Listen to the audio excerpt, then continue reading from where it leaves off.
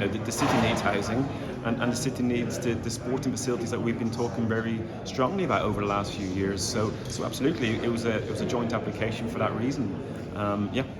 And you're in charge of what's going on at the stadium, but you're also on the board of Bristol Sports. So how important is this day for Bristol Sports? Incredibly important. It's part of the long-term vision for the last 10 years, since Bristol Sport was created. It is about sport and success in the city, and it's inspiring the community through sport and success. So this was always part of the original vision.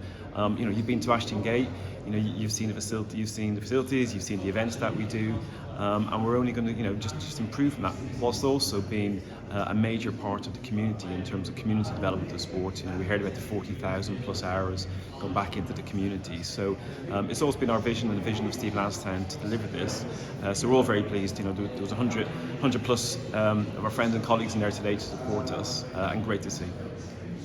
There were also a few people against the plans, mostly about the fact that the homes at Longmoor are going to be built on greenbelt land. How can you put people's worries at risk that the ecology, the biodiversity, that's all been taken on board?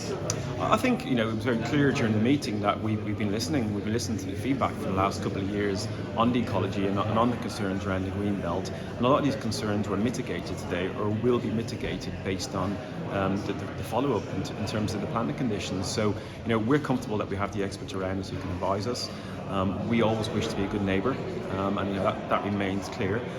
So we have to trust the process and trust the experts and the consultants around us to be able to deliver what they said they would, which was part of the planning commission. Trust the process. That's a Pat Lam line. It is a Pat Lam line one. I can't believe it. I have to kick myself for that. I think that this is hugely important for Bristol Sports. So what's your job to do now? You probably didn't expect, and this is sport we're talking about, but there's 500 homes as well. So what's on your to-do list tomorrow, and what's on your colleagues' to-do list tomorrow? And of course, this is only outline planning application that's been granted today. Yeah, I think it's not just about sport. Sport is the community. We've spoken a lot over the years about the impact in the community, and community comes before sport at times. We are a big part of the community. So I don't agree it's just about sport. Bristol Sport is about the wider community in Bristol and the southwest. So that's the first and foremost, that we are bringing an addition to the city in terms of the community, the SCC, and also the housing. In terms of my own role, our chairman Martin Griffiths sadly wasn't able to make it today. Is COVID. He leads on this project, and I'm sure he'll be getting us all together pretty soon to kick off the next stage. So, for people who might not have read the report on Bristol 24/7 or looked at the council minutes, there's a lot of them, the weighty documents. What can we look forward to at Ashton Gate Stadium in years to come? What has actually been granted today? What's gonna be being built in BS3 over the next few years? And maybe is there a time frame? Is there a time frame in years to this? So our aspiration is to be on site by the end of next summer, around next summer. On site at Ashton Gate? At Ashton Gate, yeah. So if we just concentrate on Ashton Gate. So the aspiration is to start late summer, midsummer next year. Phase one is the hotel and the SCC, because as we know, the Flyers need that home. We need to get them in there. We need to get the crowds in there, the 3,500. So phase one will deliver both the hotel and the arena, and then over the coming years, the rest will start to develop. We could be looking at this in the next 2.5 years, which would be brilliant, to add to Ashton Gate for these facilities.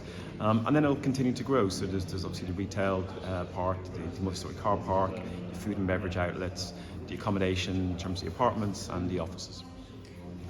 I seem to remember us talking that there may well be a museum as well, or the silverware that the Bristol Sports family have won and are hoping to win in the future as well. And yeah, so there will be a museum as part of the development for sure, and it's the legacy of the clubs is very important to Bristol Sport. We've never had the ability to house a museum just due to size and scale, so there is a museum in plan for sure, and an improved Bristol Sport store for the retail. We all know it's not big enough.